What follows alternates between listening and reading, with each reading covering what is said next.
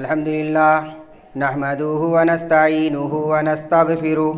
ونعوذ بالله من شرور أنفسنا ومن سيئات أعمالنا من يهده الله فلا مضل له ومن يضلل فلا هادي له وأشهد أن لا إله إلا الله وحده لا شريك له وأشهد أن محمدًا عبده ورسوله يا أيها الذين آمنوا اتقوا الله حق تقاته ولا تموتن إلا وأنتم مسلمون يا أيها الناس اتقوا ربكم الذي خلقكم من نفس واحدة وخلق منها زوجها وبث منهما رجالا كثيرا ونساء واتقوا الله الذي تساءلون به والأرحام إن الله كان عليكم رقيبا يا أيها الذين آمنوا اتقوا الله وقولوا قولا سديدا يصلح لكم أعمالكم ويغفر لكم ذنوبكم ومن يطع الله ورسوله فقد فاز فوزا عظيما أما بعد فإن خير الحديث كتاب الله وخير الهدي هدي محمد صلى الله عليه وسلم وشر الأمور محدثاتها وكل محدثة بدعة وكل بدعة ضلالة وكل ضلالة في النار أعوذ بالله من الشيطان الرجيم بسم الله الرحمن الرحيم فكيف تتقون إن كفرتم يوما يجعل الولدان شيبا وقال النبي صلى الله عليه وسلم سبعة يذلهم الله في ظله يوم لا ظل إلا ظله الإمام العادل وشاب النسى بعبادة الله ورجل قلبه معلق في المساجد ورجلان تحابا في الله اجتمع عليه وتفرق عليه ورجل دعته امرأة ذات منصب وجمال فقال إني أخاف الله ورجل تصدق بصدقة فأخفاها حتى لا تعلم شماله ما تنفق يمينه ورجل ذكر الله خاليا ففاضت عيناه رواہ البخاری۔ حاضرین مجلس، صدر جلسہ، اسٹیج پر موجود معزز و موقر علماء اکرام، آج کا یہ پروگرام مقامی جمعیت اہل حدیث بجڑیہاں کے بینر تلے ہو رہا ہے، اور اس جمعیت کا یہ تیسرا پروگرام ہے۔ لائق مبارکباد ہیں وہ لوگ جو لوگ اس طرح کی محفلوں کو منعقد کرتے، علماء کی نصیحتوں کو سننے اور سنانے کا موقع فراہم کرتے۔ آج کی اس بزم میں میں نے جس موضوع کا انتخاب کیا ہے، قرآن کی آیت سے ہی پتہ چل گیا ہوگا کہ ہم کہنا کیا چاہتے ہیں۔ اس دنیا میں ہر کوئی اس بات کو اچھی طرح سے جانتا ہے کہ مرنا ہے، کوئی اس کا منکر نہیں ہے، تب بھی قرآن کہتا ہے ثم انکم بعد ذالک لمیتون، پھر بھی تم اس کے بعد تمہیں موت آئے گی۔ قرآن کی اس آیت پر اگر عربی گرامر کے اعتبار سے غور کر لیا جائے، ثم انکم بعد ذالک لمیتون، اللہ تبارک و تعالی نے اس آیت میں دو تاکید کا استعمال کیا ہے، ایک انا کا اور اس کے بعد انا کی خبر پر لام کا۔ یہ اس بات کی دلیل ہے کہ انسان عمل ایسا کرتا ہے جیسے لگتا ہے کہ وہ مرنے کا انکار کر رہا ہے، اسے خوف نہیں ہے کہ اس دنیا سے مر کر بھی اللہ تبارک و تعالیٰ کے ہاں چلنا ہے۔ وہاں چل کر اللہ تبارک و تعالیٰ کو حساب و کتاب بھی دینا ہے۔ اللہ تبارک و تعالیٰ نے میدان محشر کا نقشہ کھینچتے ہوئے سورہ مدثر کے اندر کہا فَكَيْفَ تَتَّقُونَ إِن كَفَرْتُمْ يَوْمًا يَجْعَلُ الْوِلْدَانَ شِيبًا، کیسے تم بچ جاؤ گے اگر اللہ تبارک و تعالیٰ کے تم وحدانیت کے منکر ہو جاؤ، اگر اللہ تبارک و تعالیٰ کی توحید پر تمہارا ایمان نہ ہو، اس کے دین پر تم عمل پیرا نہ ہو، اس دن سے کیسے بچ جاؤ گے جس دن بچے بھی بوڑھے بنا دیے جائیں گے، جہاں نفسی نفسی کا عالم ہوگا، دنیا کی ہر شے اپنے کے اندر پڑی ہوگی۔ تب تو قرآن کہتا ہے لِكُلِّ امْرِئٍ مِّنْهُمْ يَوْمَئِذٍ شَأْنٌ يُغْنِيهِ، ہر ایک آدمی کو اپنی پڑی ہوگی، کوئی کسی کو پوچھے گا نہیں۔ دنیا کی دوستی بھی اس دن کام نہیں آئے گی۔ وَلَا يُسْأَلُ حَمِيمٌ حَمِيمًا يُبَصَّرُونَهُمْ يَوَدُّ الْمُجْرِمُ، جگری دوست کے بھی کام نہیں آئے گا۔ دوستی دنیا میں کام آتی ہے، لیکن اللہ تبارک و تعالیٰ کے ہاں میدان محشر میں جب انسان کو اپنے ہی کیے اعمال کا حساب دینا ہوگا تو دوستی بھی کام نہیں آئے گی، دوست بھی کام نہیں آئے گا۔ اللہ تزر وازرۃ وزر اخری، قرآن کہتا ہے کوئی کسی کا بوجھ اٹھانے کے لیے وہاں تیار نہیں ہوگا، سب کوئی اپنا ہی اپنا بوجھ اٹھائے گا۔ نفسی نفسی کا عالم جس میدان محشر میں ہوگا، آج سورج ہم سے بہت دور ہے، لیکن وہ سورج ہم سے کتنا قریب ہوگا۔ صحیح مسلم کی روایت کے مطابق، اور راوی عامر ابن سلیم نے جب حدیث روایت کی تُدْنَى الشَّمْسُ مِنَ الْخَلْقِ،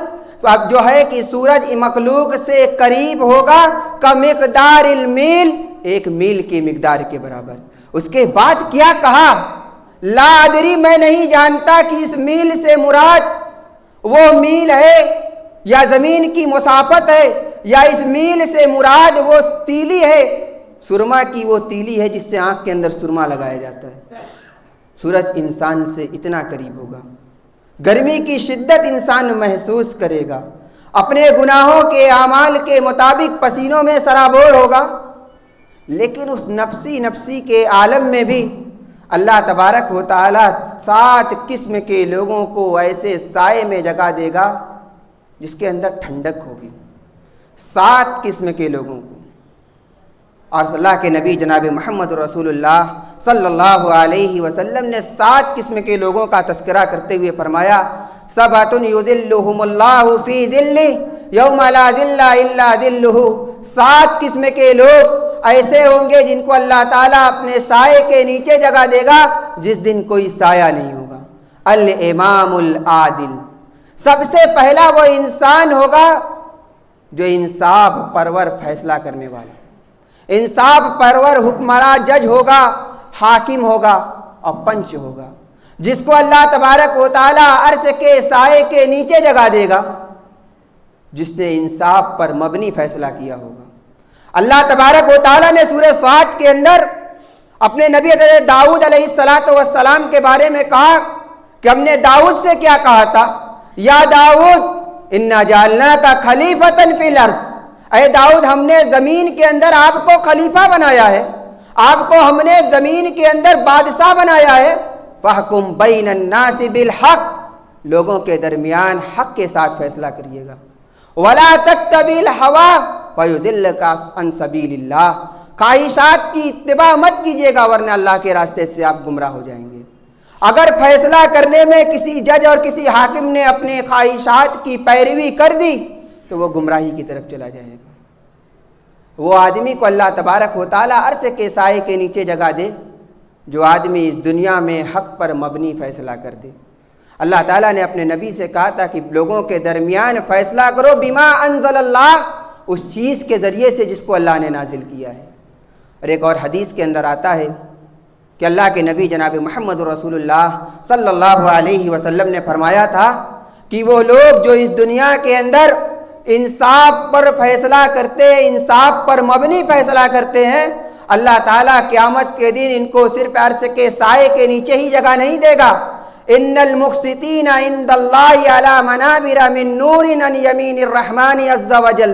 اللہ تعالیٰ ان لوگوں کو جو اس دنیا کے اندر عدل پر فیصلہ کرتے ہیں، عدل پر مبنی فیصلہ کرتے ہیں، اللہ تعالیٰ انہیں نور کے ممبر پر بیٹھائے گا، عن یمین الرحمن عز وجل، اور وہ ممبر اللہ رب العالمین کے داہنی طرف ہوگا۔ وکلتا یدیہ یمین، اللہ کے دونوں ہاتھ داہنے ہیں۔ الذین یعدلون فی حکمہم واہلیہم وما ولوا، اور وہ لوگ کون ہوں گے جو انصاف کرتے ہیں اپنے فیصلوں کے اندر، اپنے گھر والوں کے اندر، اور ہر اس چیز کے اندر جس کا اللہ نے ان کو ذمہ دار بنا کر رکھا ہے۔ اگر آدمی کو اللہ ذمہ دار بنا دے اور وہ اپنی رعایا کے ساتھ دھوکہ دھڑی کرنے لگے، اپنے زیر کفالت لوگوں کے ساتھ دھوکہ دھڑی کرنے لگے، تو اللہ کے نبی نے فرمایا تھا، بخاری کی روایت ہے، ما من عبد یسترہ اللہ رعیۃ یوم یموت وہو غاش لرعیتہ الا حرم اللہ علیہ الجنہ۔ اللہ تعالیٰ اگر کسی کو کہیں کا نگراں بنا دے، ذمہ دار بنا دے، اور وہ اپنے محتاطوں کے ساتھ دھوکہ دھڑی کرے اور اسی حال میں اس کی موت ہو جائے، تو اللہ تعالیٰ ایسے لوگوں کو پر جنت کو حرام کر دیتا ہے۔ دوسرا آدمی کون ہوگا جس کو اللہ تبارک و تعالیٰ عرش کے سائے کے نیچے جگہ دے گا؟ وَشَابٌ نَّسَا بِعِبَادَةِ اللَّهِ، وہ جوان ہوگا جس نے اللہ کی عبادت میں اپنی زندگی گزاری ہوگی۔ اس جوان کو اللہ تعالیٰ عرش کے سائے کے نیچے جگہ دے گا جس نے اپنی جوانی اللہ کی عبادت میں گزاری ہوگی۔ جوانی وہ چیز ہے جہاں آج کا جوان یہ سمجھتا ہے کہ اس جوانی کی عمر صرف موج اور مستی کرنے کی ہے، زندگی تو باقی پڑی ہے، اللہ کی عبادت ہم کر لیں گے، زندگی تو باقی پڑی ہے، ہم اللہ کی عبادت وہاں کر لیں گے۔ سورہ روم آیت نمبر 21 کے اندر اللہ تبارک و تعالیٰ نے انسان کی جوانی اور بڑھوتی کا بھی تذکرہ کر دیا، اور انسان کی پیدائش کا تذکرہ کیا کہ اللہ تبارک و تعالیٰ نے انسان کو پیدا کیا کمزور چیز سے، یا انسان کو کمزور پیدا کیا۔ قرآن کے اندر جو من ضعف کا لفظ ہے، اللہ الذی جعل لکم من ضعف، یا اللہ الذی خلقکم من ضعف، اللہ تبارک و تعالیٰ نے آپ کو کمزور پیدا کیا یا کمزور چیز سے پیدا کیا۔ حافظ ابن کثیر رحمہ اللہ نے دونوں ترجمہ کیا، من تبیزیہ کو بھی مانا ہے اور من زائدہ بھی مانا ہے کہ وہ کمزور پیدا کیا اللہ نے یا کمزور چیز سے پیدا کیا۔ ثم جعل من بعد ضعف قوة، پھر اللہ تبارک و تعالیٰ نے کمزور ہونے کے بعد طاقتور بنایا، جوان بھی انسان کو بنایا، اور جوانی کے بعد اللہ تبارک و تعالیٰ نے انسان کو ضعفا و شیبا، انسان کو کمزور اور بڈھا بھی بنا دیا۔ انسان جب جوان ہوتا ہے تو وہ اپنی موج اور مستی میں لگا رہتا ہے۔ اللہ تبارک و تعالیٰ نے سورہ کہف کے اندر جب ان نوجوانوں کا تذکرہ کیا، ان کے بارے میں کیا کہا؟ نحن نقص علیک نبأہم بالحق انہم فتیۃ آمنوا بربہم وزدناہم ہدی وربطنا علی قلوبہم اذ قاموا فقالوا ربنا رب السماوات والارض لن ندعو من دونہ الہا لقد قلنا اذا شططا، کہ اللہ تبارک و تعالیٰ نے ان نوجوانوں کا تذکرہ کیا جنہوں نے اپنے ایمان کو بچانے کے لیے غار کے اندر چھپ گئے تھے۔ جب وہ بادشاہ جو ہے بتوں کی پر ایمان لانے کی بات کرتا تھا، بتوں کے نام پر نظر و نیاز کی بات کرتا تھا، تو وہ نوجوان جنہوں نے جو توحید پر گامزن تھے، وہ اپنے ایمان کو بچانے کے لیے غار کے اندر چھپ گئے۔ اور اللہ تبارک و تعالیٰ نے کیا کہا کہ ان لوگوں کو ہم نے 300 سنین وازدادوا 9 309 سال تک اس غار کے اندر سلا دیا۔ آج ہماری جوانی کا کیا حال ہے؟ آج ہم اپنے آپ کو مسلمان کہتے ہیں، ہماری جوانی کا کیا حال ہے؟ ہم اپنی جوانی کو لوگوں کی اسلاف کی جوانی کے سامنے رکھ کر ٹٹول لیں کہ ہماری جوانی کس قدر کامیاب ہے۔ اللہ کے نبی نے فرمایا تھا، اغتنم خمسا قبل خمس شبابک قبل حرمک، 5 چیزوں کو 5 چیزوں سے پہلے غنیمت جانے لینا، اور سب سے پہلی چیز جوانی کو بڑھوتی سے پہلے غنیمت جان لینا۔ جوانی کو بڑھوتی سے پہلے غنیمت جان لینا۔ جب انسان جوان ہوتا ہے تو اس کے بدن کی طاقت بھی بہت زیادہ ہوتی ہے، لیکن جب انسان بڈھا ہو جاتا ہے یا جب انسان ادھیڑی کی عمر کے ہوتا ہے تو اس کے بدن کی طاقت دھیرے دھیرے کم ہونا شروع ہو جاتی ہے۔ اور آگے کیا کہا اللہ کے نبی نے؟ وَصِحَتَكَ قَبْلَ سَقَمِكَ، اپنی تندرستی کو اپنی بیماری سے پہلے غنیمت جان لینا۔ وَفَرَاغَكَ وَغِنَاءَكَ قَبْلَ فَقْرِكَ، اپنی امیری کو اپنی غریبی سے پہلے غنیمت جان دینا۔ و فراغ کا قبل سغلق، اپنی مشغولیت کو اپنی جو ہے کہ مصروفیات سے پہلے اپنے اوقات فارغہ کو تم غنیمت جان لینا۔ آج ہم جوان ہیں، ہماری مشغولیت کہاں رہتی ہے یہ ہم اچھی طریقے سے جانتے ہیں، ہم اچھی طریقے سے جانتے ہیں۔ رات کا وقت ہو جائے ہمارے نوجوانوں کی حالت موبائل کے علاوہ کسی اور چیز میں نہیں ہے۔ رات بھر موبائل چلانا یہ ہمارے نوجوانوں کا سب سے بڑا مشغلہ بن چکا ہے۔ جسے دیکھو وہ اس دنیا کے اندر بدمست ہے، اسے اس بات کا بھی احساس نہیں ہے کہ ہم اس رات کو، جس رات کو اللہ تبارک و تعالی ینزل ربنا الی السماء الدنیا، اللہ تعالیٰ آسمان دنیا پر آتا ہے اور اپنے بندوں کو پکار کر کہتا ہے کہ مجھ سے جو مانگنا ہے مانگ لو، ہم رات کی اس گھڑی کے اندر بھی اپنے آپ کو یعنی کام کے اندر لگا کر رکھتے ہیں۔ کیا اللہ تبارک و تعالیٰ ہم سے جوانی کے بارے میں نہیں پوچھے گا؟ سنن ترمذی کی روایت جس کو علامہ البانی نے صحیح قرار دیا ہے، لا تزول قدم ابن آدم یوم القیامت حتی یسأل عن خمس، اللہ تبارک و تعالیٰ کی بارگاہ سے انسان کا پیر نہیں کھسکے گا یہاں تک کہ 5 سوالوں کا وہ جواب دے دے۔ 5 سوالوں کا وہ جواب دے دے، اللہ تبارک و تعالیٰ کی بارگاہ سے انسان کا پیر نہیں کھسکے گا۔ اللہ تعالیٰ پوچھے گا عن عمرہ فیما افنا، اپنی عمر کے بارے میں بتاؤ کہ کہاں فنا کیے ہو۔ وعن شبابہ فیما ابلاہ، اپنی جوانی کے بارے میں بتا دو کہ آپ نے اپنی جوانی کو کہاں پرانا کیا ہے، کس چیز کے اندر آپ نے اپنی جوانی کو پرانا کیا ہے۔ اللہ تبارک و تعالیٰ کے ہاں جواب دینا ہوگا، منہ سے تو جواب دینا نہیں ہوگا، اس لیے کہ جواب دینے کے لیے انسان کا چمڑا خود بولے گا۔ شہید علیہم سمعہم وابصارہم وجلودہم، انسان کا چمڑا اور انسان کا کان اور اس کا جسم خود ہی اس کے خلاف گواہی دینے لگے گا کہ ہم نے یہ کام اس دنیا کے اندر کیا ہے۔ ہمیں اپنی جوانی کے بارے میں خوب سوچ لینا چاہیے۔ حاسبوا قبل ان تحاسبوا، ہمیں اپنا حساب لگا لینا چاہیے اس سے پہلے کہ ہمارا بھی حساب لے لیا جائے۔ کہیں ایسا نہ ہو کہ ہم بھی ان لوگوں کی صف میں ہو جائیں وَتَرَى الْمُجْرِمِينَ مُشْفِقِينَ مِمَّا فِيهِ وَيَقُولُونَ يَا وَيْلَتَنَا مَا لِي هَذَا الْكِتَابِ لَا يُغَادِرُ صَغِيرَةً وَلَا كَبِيرَةً إِلَّا أَحْصَاهَا وَلَا يَظْلِمُ رَبُّكَ أَحَدًا، کہ جب نام اعمال انسان کے سامنے رکھ دیا جائے تو انسان خود کہے گا مَا لِي هَذَا الْكِتَابِ لَا يُغَادِرُ صَغِيرَةً وَلَا كَبِيرَةً إِلَّا أَحْصَاهَا، یہ کیسی کتاب ہے جس نے نہ کسی چھوٹی چیز کو چھوڑا ہے نہ کسی بڑی چیز کو چھوڑا ہے، تمام کی تمام کو شمار کر کے رکھ دیا ہے۔ تیسرا آدمی کون ہوگا جو اللہ تعالیٰ کے عرش کے سائے کا مستحق ہوگا؟ وَرَجُلٌ قَلْبُهُ مُعَلَّقٌ فِي الْمَسَاجِدِ، تیسرا آدمی وہ ہوگا جس کا دل اللہ کے گھر سے جڑا رہتا ہے، ایک نماز کے بعد دوسرے نماز کا اسے انتظار رہتا ہے۔ ایسے آدمی کو اللہ تعالیٰ اپنے عرش کے سائے کے نیچے جگہ دے گا۔ تب تو اللہ تبارک و تعالیٰ نے کہا ہے انما یامر مساجد اللہ من آمن باللہ والیوم الآخر واقام الصلاۃ وآت الزکاۃ ولم یخش الا اللہ فعسى اولئک ان یکونوا من المہتدین، کہ بے شک اللہ کی مسجدوں کو وہی لوگ آباد کرتے ہیں، اللہ کے گھر کو وہی لوگ آباد کرتے ہیں جو اللہ پر اور یوم آخرت کے اوپر ایمان رکھتے ہیں، واقام الصلاۃ اور نماز کو قائم کرتے ہیں اور زکوٰۃ کو ادا کرتے ہیں اور اللہ کے علاوہ کسی سے ڈرتے نہیں، فعسى اولئک ان یکونوا من المہتدین، تو امید ہے کہ یہی وہ لوگ ہیں جو ہدایت پانے والے ہیں۔ آج مساجد کا جہاں تک تعلق ہے، سرزمین بجیڈیہاں کے اندر 7 اہل حدیثوں کی مسجد ہے۔ بڑے دعوے سے میں کہہ سکتا ہوں اس بات کو کہ اگر مردم شماری بنارس کی کرا لو تو اہل حدیثوں کی ایک تعداد بجیڈیہاں میں موجود ہے۔ بڑے دعوے سے 7 مسجد میں الحمدللہ اس چھوٹی سی عمر میں جمعہ پڑھانے کا سبب مجھے حاصل ہے، اور کوئی بھی مسجد میں ایسی نہیں دیکھتا جو 12:55 تک نہ بھر جاتی ہو، سب بھر جاتی ہے۔ لیکن نماز کا سروے کرا کے بتا دو کہ ہم مسجدوں کو کتنا آباد کرتے ہیں، کتنا ہم آباد کرتے ہیں اللہ کے گھر کو، یہ ہم خود اندازہ لگا لیں۔ اتنی بڑی جماعت ہے اہل حدیثوں کی اور 7 مسجد پوری بھر جائے جمعہ کو، اس کے باوجود بھی نمازیوں کی حالت کہاں رہتی ہے؟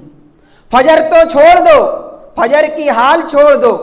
اس کے علاوہ 4 وقت کو آپ ملا کر دیکھ لو کہ اتنی بڑی جماعت ہے، اللہ کے گھر کو ہم کتنا آباد کر کے رکھتے ہیں۔ اللہ کے نبی جناب محمد الرسول اللہ صلی اللہ علیہ وسلم نے فرمایا تھا بشر المسائین فی الظلم الی المساجد بالنور التام یوم القیامہ، ان لوگوں کو بشارت سنا دو مکمل نور کی جو تاریکی کے اندر مسجد تک آیا کرتے ہیں، جو تاریکی کے اندر مسجد تک آیا کرتے ان لوگوں کو قیامت کے دن کے لیے مکمل نور کی بشارت سنا دو۔ اس دنیا کے اندر ہمارے پاس ہر چیز کو حاصل کرنے کی ہم کوشش کرتے ہیں، لیکن اللہ تبارک و تعالیٰ کے ہاں جانے کے لیے ہم نے کتنی تیاری کی ہے۔ اللہ کے نبی نے یہاں تک فرمایا تھا من توضأ وجاء إلى المسجد فهو زائر الله عز وجل وعلى المعذور أن يكرم الزائر، جو آدمی وضو کر کے اللہ کے گھر میں چلا ہے وہ اللہ تعالیٰ کا مہمان ہے، اور میزبان کے اوپر یہ واجب ہے کہ وہ اپنے مہمان کی عزت کرے، وہ اپنے مہمان کی عزت کرے، اس کی خاطرداری کرے۔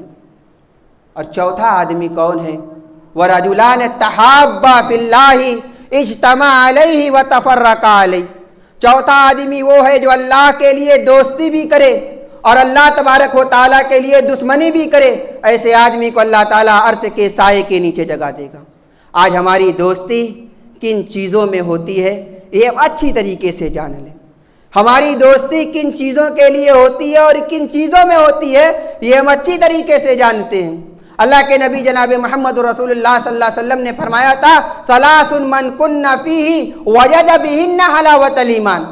اگر 3 عادت کسی انسان کے اندر پالی جائے تو سمجھ لو اس کے اندر ایمان کی مٹھاس پائی جاتی ہے۔ ان یکون اللہ ورسولہ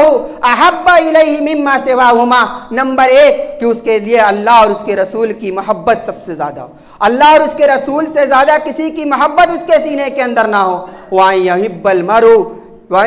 الْمَرْءُ لَا يُحِبُّ إِلَّا لِلَّهِ، آدمی محبت اگر کرے تو صرف اللہ تبارک و تعالیٰ کے لیے کرے۔ اور تیسری چیز، آدمی مسلمان ہونے کے بعد کفر میں جانے کو ویسے ہی ناپسند کرے جس طریقے سے اس کو آگ کے اندر جانے کو ناپسند کرے، جس طریقے سے وہ جہنم کے اندر جانے کو ناپسند کرے، تو ایسے آدمی کو کے بارے میں اللہ کے نبی نے کہا کہ اس کے اندر ایمان کی مٹھاس پائی جاتی ہے۔ آج دوستی کی دنیا انسان کو کہاں تک لے کر چلی جاتی ہے؟ آج دوستی نیٹ کی دنیا میں ہوتی ہے۔ ایک زمانہ تھا کہ دوستی ہوتی تھی سماج کے لوگوں سے، آج نیٹ کی دنیا میں دوستی ہوتی ہے، اور اس کے بھیانک انجام جب سامنے آتے ہیں تو عزت دار ماں باپ کہتے ہیں کہ ایسی اولاد سے تو بہتر تھا کہ ہم بے اولاد ہی ہو جاتے، ایسی اولاد سے بہتر تھا ہم بے اولاد ہی ہو جاتے۔ اور ایسی دوستی کون کام کی جو دوستی کہیں ایسا نہ ہو کہ دنیا کے اندر دوستی کی جائے صرف اپنے مقصد کے لیے، اور کل قیامت کے دن ہمیں بھی کہنا پڑے وَيَوْمَ يَعَضُّ الظَّالِمُ عَلَى يَدَيْهِ يَقُولُ يَا لَيْتَنِي اتَّخَذْتُ مَعَ الرَّسُولِ سَبِيلًا، یا لیتنی، جو ہے کہ اللہ تعالیٰ نے آگے کہا کہ جب قیامت کے دن ظالم اپنے ہاتھ کو کاٹے گا اور کہے گا کہ کاش کہ میں نے اللہ کے رسول کا راستہ اختیار کیا ہوتا، کاش کہ میں نے فلاں آدمی کو دنیا کے اندر دوست نہ بنایا ہوتا۔ دوستی اگر کی جائے تو اللہ کے لیے، اور دشمنی بھی کی جائے تو اللہ کے لیے، تو اللہ تعالیٰ ایسے آدمی کو عرش کے سائے کے نیچے جگہ دے گا۔ پانچواں وہ خوش نصیب کون ہوگا جس کو اللہ تبارک و تعالیٰ عرش کے سائے کے نیچے جگہ دے گا؟ وَرَجُلٌ دَعَتْهُ امْرَأَةٌ ذَاتُ مَنْصَبٍ وَجَمَالٍ فَقَالَ إِنِّي أَخَافُ اللَّهَ، وہ مرد ہوگا جس کو ایک خوبصورت اور منصب والی عورت برائی کی طرف دعوت دے، اور وہ مرد کہ انی اخاف اللہ، میں اللہ سے ڈرتا ہوں، میں اللہ سے ڈرتا ہوں۔ آج کی دنیا برائی کرنے کے لیے موقع تلاشتی ہے کہ کہیں برائی کرنے کا موقع مل جائے، لیکن اللہ تعالیٰ نے سورہ یوسف پارہ نمبر 12 رکوع نمبر 2 کے رکوع نمبر 3 کے اندر اللہ تبارک و تعالیٰ نے بھی ایک جوان کا تذکرہ کیا ہے، حضرت یوسف علیہ السلام کا تذکرہ کیا ہے، جن کے بارے میں مصر کی عورتوں کا خیال تھا کہ یوسف انسان نہیں ہے ایک فرشتہ ہے، انسان نہیں ایک فرشتہ ہے۔ مطلب اتنے خوبصورت تھے یوسف علیہ السلام کہ انہیں انسان نہیں سمجھا جاتا تھا، کہا جاتا تھا کہ یہ فرشتہ ہے۔ لیکن جب اس عورت نے وَغَلَّقَتِ الْأَبْوَابَ وَقَالَتْ حَيْتَ لَكَ قَالَ مَعَاذَ اللَّهِ قال معاذ اللہ، کیا کہا تھا یوسف علیہ السلام نے؟ جب اس عورت نے برائی کے لیے تمام راستے بنا لیے اور تمام ان راستوں کو مضبند کر دیا جس سے کوئی کسی پر اعتراض کر دے، تو کیا کہا تھا یوسف نے؟ معاذ اللہ، اللہ کی پناہ میں یہ کام نہیں کر سکتا۔ کیوں؟ بے شک میرے مالک نے، میرے رب نے احسن مثوایا انہ لا یفلح الظالمون، اللہ نے میرا ٹھکانہ بڑا اچھا بنایا ہے، اللہ تعالیٰ ظالموں کو کامیاب نہیں کرتا۔ آج ہمیں حضرت یوسف علیہ السلام کی زندگی کو اپنے سامنے رکھ کر اس بات کو سوچ لینا چاہیے کہ ہم کیا کرنا چاہتے ہیں۔ اگر ہمارا ذہن اس بات پر ہے کہ ہم گناہ پہلے کر لیں اور توبہ بعد میں کریں گے، تو سن لو یہ بھی حضرت یوسف علیہ السلام کے بھائیوں کا ہی قول ہے۔ مطلب گناہ کرو تو نقد کرو اور توبہ اللہ تعالیٰ سے کرو تو ادھار کرو۔ جب یوسف کو قتل کرنے کی بات آئی تھی تب بھائیوں نے کیا کہا تھا؟ اقتلوا یوسف او اطرحوا ارضا یکن لکم وجہ ابیکم وتکونوا من بعدہ قوما صالحین، یوسف کو قتل کر دو، یوسف کو کہیں پھینک دو، لیکن گناہ کرنے کے بعد نیک بن جانا، گناہ کرنے کے بعد نیک بن جانا۔ اس بات کا اگر ہمیں اعتراف ہے کہ پہلے ہم گناہ کر لیں تو بعد میں توبہ کریں گے، تو یہ طریقہ مثل یوسف کے بھائیوں کا ہے۔ ایک جوان آدمی جو اللہ اور اس کے رسول پر مکمل طریقے سے ایمان رکھتا ہے، اسے اس بات کو سوچ لینا چاہیے کہ ہم جو ہے اگر یہ کام کرتے ہیں تو اللہ تبارک و تعالیٰ کے ہماری پکڑ ہوگی اور ہماری گرفت ہوگی۔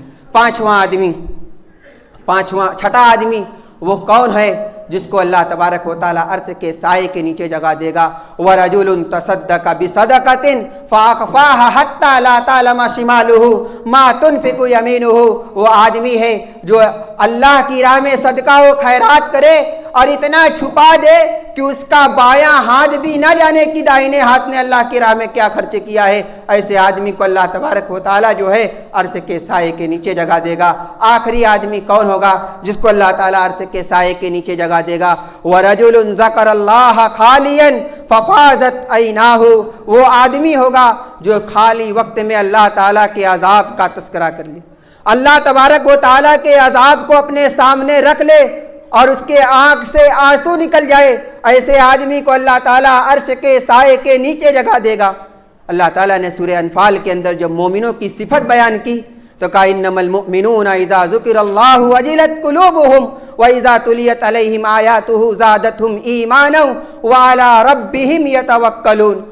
اللہ تعالیٰ کہہ رہا ہے کہ مومن کون ہے؟ انما المؤمنون الذین اذا ذکر اللہ، مومن وہی ہے جس کے سامنے اللہ کا تذکرہ کیا جائے، وجلت قلوبہم، تو اس کے دل گھبرا جاتے ہیں، اور وَإِذَا تُلِيَتْ عَلَيْهِمْ آيَاتُهُ زَادَتْهُمْ إِيمَانًا وَعَلَىٰ رَبِّهِمْ يَتَوَكَّلُونَ، جب اللہ کی آیتیں پڑھی جاتی ہیں تو ان کے ایمان کے اندر زیادتی ہوتی ہے، وہ اپنے رب کے اوپر بھروسہ کرتے ہیں۔ اللہ کے نبی نے کہا تھا کہ دو آنکھیں ایسی ہیں، اس روایت کو علامہ البانی نے صحیح بھی قرار دیا ہے، عینان لا تمسها النار، دو آنکھیں اس دنیا میں ایسی ہیں جن کو جہنم نہیں چھوئے گی، یا وہ آنکھیں ایسی ہیں جو جہنم کو نہیں دیکھیں گی۔ عین بکت من خشیت اللہ، پہلی آنکھ وہ ہے جو اللہ کے خوف سے رو دے، جو اللہ کے خوف سے رو دے، ایسی آنکھ اللہ کے نبی نے فرمایا کہ جہنم کو نہیں دیکھے گی۔ اور دوسری آنکھ عین تحرس فی سبیل اللہ، دوسری آنکھ وہ ہے جو اللہ تبارک و تعالیٰ کے راستے میں چوکی داری کرتے، جہاد کے میدان میں گزار دے، وہ آنکھ جو ہے کہ جہنم کے آگ کو نہیں دیکھے گی۔ کہنے کا مطلب یہ ہے کہ آخر اس دنیا کے اندر ہم اس دارالعمل کے اندر زندگی گزار رہے ہیں، ہمارا مسئلہ، ہمارا جو ہے کہ ہماری سوچ یہ ہونی چاہیے کہ اس دنیا سے ہم جو ہے جتنی نیکی ہو سکے وہ نیکی کر کے چلیں، تاکہ اللہ تبارک و تعالیٰ کے دارالجزا کے اندر جب ہم پہنچے تو ہمارا انجام بہتر ہو۔ اس دنیا سے ہم سب کچھ کرنے کے بعد اگر آنکھ بند کر لیں گے تو ہمارا پھر کوئی عمل نہیں کر سکتے، تمام کی تمام عمل ہم سے منقطع ہو جائے گا۔ بس وہی چیز جس کو ہم چھوڑ کر اس دنیا سے چلیں گے، چاہے صدقہ جاریہ کر دیں، چاہے علم پر کوئی ہم کتاب لکھ کر جس دنیا سے چلے جائیں، یا اتنے شاگردان کو چھوڑ دیں جو اس دنیا کے اندر درس و تبلیغ کا کام کرتے رہے، یا ہم کوئی ایسی اولاد چھوڑیں جو ہمارے لیے دعائے مغفرت کرتی رہے، تو وہی ہمیں کام آئے گی۔ آخر میں اللہ تعالیٰ سے دعا ہے کہ الہ العالمین تو ہم تمام لوگوں کو صحیح طریقے سے اپنے دین پر عمل کرنے کی توفیق عطا فرما دے، آمین۔ ربنا تقبل یا رب العالمین۔ السلام علیکم ورحمۃ اللہ وبرکاتہ۔